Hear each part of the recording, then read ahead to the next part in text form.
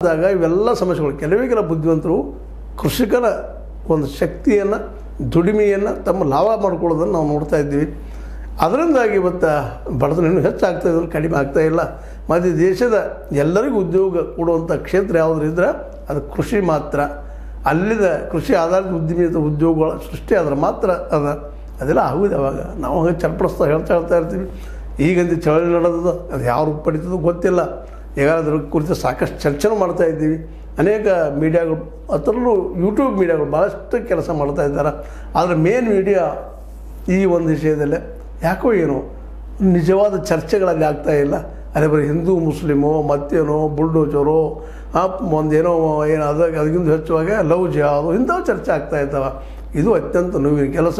ಮೊದಲು ಇದು ಹೋಗ್ಬೇಕಾಗ್ಯದ, ಹೊಟ್ಟೆ ತುಂಬಬೇಕಾಗ್ಯದ, ಬದುಕಬೇಕಾಗಿದೆ, ಎಲ್ಲರಿಗೂ ಶಿಕ್ಷಣ ಸಿಗಬೇಕಾಗ್ಯದ, ಎಲ್ಲರಿಗೂ ಆರೋಗ್ಯ ಸಿಗಬೇಕಾಗ್ಯದ. ಅದು ಯಾವಾಗ ರೈತ ತರಕಾರಿಗಳಿಂದ ತನ್ನ ಬೆಳೆದ ಬೆಳೆಗೆ ಬೆಲೆ ಪಡಿತಾನೋ ಆಗ ಅವನು ಶ್ರೀಮಂತ ಆಗ್ತಾನೆ.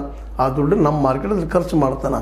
ಸಹಜ ನಾವೆಲ್ಲರೂ ಈ ಒಂದು ಕೃಷಿ ಆಧಾರಿತ ದೇಶದಲ್ಲೇ ಒಂದಿಷ್ಟು ಬದುಕುವಂಥ ಒಂದು ವ್ಯವಸ್ಥೆಗಳು ಸರಿ ಆಗ್ಬೋದು ಅನ್ನೋಂಥ ಒಂದು ತರ್ಕ.